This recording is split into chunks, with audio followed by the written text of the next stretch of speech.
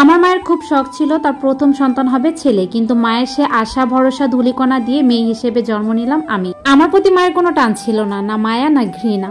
রাস্তায় হঠাৎ দেখা অপরিচিত মানুষের সাথে পরিচিত হওয়ার মতো আমাদের সম্পর্ক, যা গন্তব্যের পরে শেষ হয়ে যায়। মায়ের ভালোবাসা আমি কখনই পাইনি, তবে আমার পরে দুটি বোন ও এক ভাই ঠিকই আদর পেয়েছে। ছোট ভাই বোনদের খেয়াল রাখা, সংসারে কাজ করা, সবকিছু যত্ন করেও মায়ের মনটা আমি পাইনি। যখন অসুস্থ হতাম তখন খুব করে চাইতাম মা আমার মাথায় একটু হাত বুলিয়ে দিক, কিন্তু আমার হাজারো অসুস্থতায় কখনো মায়ের মন গলেনি। আমি মেনে নিয়েছিলাম। আমার প্রতি মায়ের মায়া হবেও বা কিভাবে? তিনি কেবল আমাকে জন্ম দিয়েছেন, লালন পালন করেননি। মায়ের আচরণে মনে হতো তিনি আমাকে চিনেন না, তার সাথে আমার কোনো পরিচয় নেই। বাবা বেঁচে থাকাকালীন এতটা যন্ত্রণা ভোগ করিনি, কিন্তু বাবার মৃত্যুর সাথে সাথে মা আরো বদলে গেলেন।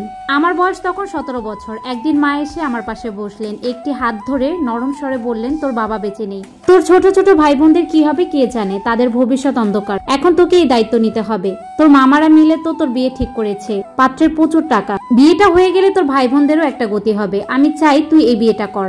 অবশ্য পাত্রের বয়স একটু বেশি, ওসব কিছু না, পুরুষ মানুষের বয়স দেখতে নেই, তাদের অর্থের সংখ্যাটাই গুরুত্বপূর্ণ। মায়ের কথা শুনে নিজেকে খুব অসহায় লাগতো, অবাকও হলাম। মেয়ে সন্তান বলে যে মা এতদিন যাবৎ আমাকে অবহেলা অনাদর করে আসছে, আজ কিনা সেই মায়ের কথা আমাকে ভাই বোনদের ভবিষ্যৎ দেখতে হবে। সমস্ত শখ আহ্লাদ ছেড়ে নিজের থেকে দ্বিগুণ বয়সের লোকটাকে বিয়ে করতে হবে। আমি সত্যি অসহায়, যাওয়ার মতো জায়গা নেই, বোঝার মতো মানুষ নেই। কোথায় যাব, কে আশ্রয় দেবে, কিভাবে থাকবো? মানুষের নিন্দা সহ্য করে মায়ের চাপাচাপিতে 38 বছর বয়সী লোকটাকে বিয়ে করে নিলাম। আমার মতামতের কোনো দাম নেই। এই বিয়ের পর লজ্জায় বান্ধবীদের সাথে আর যোগাযোগ করিনি, বাড়িতেও আসতে চাইতাম না। পাড়া মহল্লার সবাই নানানভাবে বিব্রত প্রশ্ন করত। আমার যে উত্তর দেওয়ার মতো কিছুই নেই। আমি কেমন আছি, কি হয়েছে আমার সাথে, এগুলো কেউ জানে না, শুধু জানি আমি একটা লোভী মেয়ে, তাই দ্বিগুণ বয়সী লোকটাকে বিয়ে করেছি। কেউ যদি এই প্রশ্ন আমার মাকে করতো তবে তিনি বলতেন মেয়ের সুখের জন্যই এমন করেছি। সত্যি কি আমি সুখেছি? এমন জীবন তো কখনোই চাইনি। বিয়ের পরে বুঝতে পারলাম আমার শ্বশুরবাড়ির লোকেরা সুবিধার মানুষ নয়। আমি আসার পরই শাশুড়ি কাজের মেয়েকে বিদায় করে দিয়েছেন। তারা প্রচুর কৃপণ ও লোভী। তাদের সবকিছু থেকেও আশা করতেন আমি যেন বাপের বাড়ি থেকে নিয়ে আসি। এদিকে আমার মাও রীতিমতো চাপ সৃষ্টি করলেন, এত বড় পরিবার, এরা কি হাত খরচ দেয় না? আমি নাকি হাত খরচের কথা বলে টাকা নিয়ে তাদেরকে দিব। শাশুড়িও প্রতিনিয়ত খোটা দেওয়া শুরু করলেন। বাপের বাড়ি থেকে কি এনেছো? ওর বাপ তো বেঁচেই নেই। যারা আপদ গছিয়ে দিয়েছে তারা কেন এখন খোঁজ নিচ্ছে না? নিত্যদিন দুদিকে দেওয়া মানসিক চাপ আর সহ্য করতে পারলাম না। আমার মাও বুঝলেন এরা কিছুতে এক পয়সাও দাম দিবে না। উঠে পড়ে লাগলেন ডিভোর্সের জন্য। শ্বশুরবাড়ির লোকের আবার ডিভোর্স চায় না। কাবিনের টাকা দিয়ে খরচ করার মতো মানুষ তারা নয়। মা আমার শ্বশুরবাড়ির বিরুদ্ধে থানায় গিয়ে জিডি করলেন। বিয়ের মতো ডিভোর্সটাও আমি চাইনি, কিন্তু আমার ডিভোর্স হলো। নিজেকে কেমন জানি কাদামাটির খেলনার বলে মনে হচ্ছিল, যা খুব যত্নে করে আবার সহজেই ভেঙে যায়। কাবিনের সম্পূর্ণ টাকা মা নিজের ভাইকে দিয়ে বিদেশ পাঠালেন। তিনি ভেবেছেন মামা আমাকে দেখবে, পরবর্তীতে টাকা ফেরত দিয়ে দিবে, কিন্তু মামা পরে ওই টাকা নেওয়ার বিষয় সম্পূর্ণভাবে অস্বীকার করলেন। আমার তখন টাকা নিয়ে ভাবার মতো অবস্থা ছিল না। আমি শুধু একটু স্বস্তির নিঃশ্বাস খুঁজেছি। বুকের ভেতরে সমস্ত যন্ত্রণা দীর্ঘ নিঃশ্বাসের মাধ্যমে উপরে ফেলতে চেয়েছি।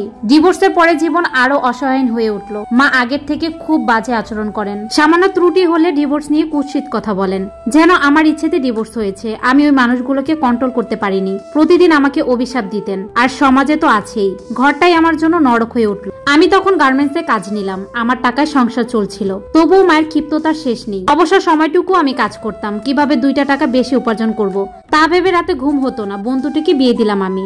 দেখতে দেখতে কেটে গেল 6টি বছর। এই 6 বছরে বিয়ের কয়েকটি সম্বন্ধ এসেছিল, কিন্তু মন সায় দেয়নি। মা অনেক খারাপ আচরণ করে আমাকে মতামত থেকে সরাতে পারেননি। অতীতের তিক্ততা কাটিয়ে উঠতে অনেক সময় লেগে গেল।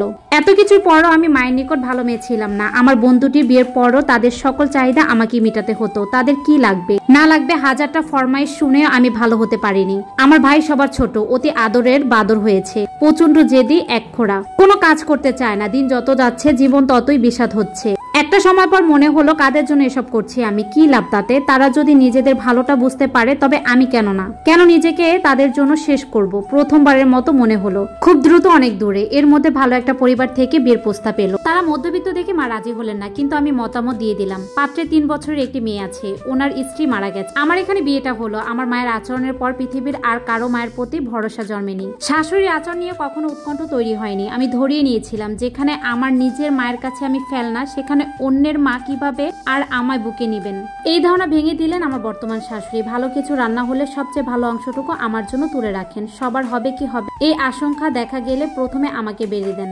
আমার মনে আছে একবার আমাদের বাড়িতে একটা উপলক্ষে অনেক অতিথি ছিলেন। আমি ইলিশ মাছের এক টুকরো পাতে নিতে চেয়েছি, তখনই মা ওটা রেখে দিয়ে বললেন এখনো অনেকের খাবার বাকি, কিন্তু পরে অনেক খাবার নষ্ট হয়েছিল, আমি খেতে পারিনি। আর আজ ঘরে ইলিশ মাছ আনা হলে আমার শাশুড়ি সবচেয়ে বড় টুকরো আমার জন্য রেখে দেন।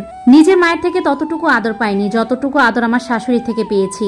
আমার স্বামী খুব সহজ সরল ও অমায়িক দায়িত্বশীল, যদিও তার ইনকাম তেমন একটা বেশি না, তবুও সব সময় আমার আর মায়ের খেয়াল রাখেন। প্রতি মাসের ওষুধের খরচ পাঠান এবং আমার সাথে পরামর্শ করে মায়ের দেখাশোনার জন্য একজন মহিলা রাখেন।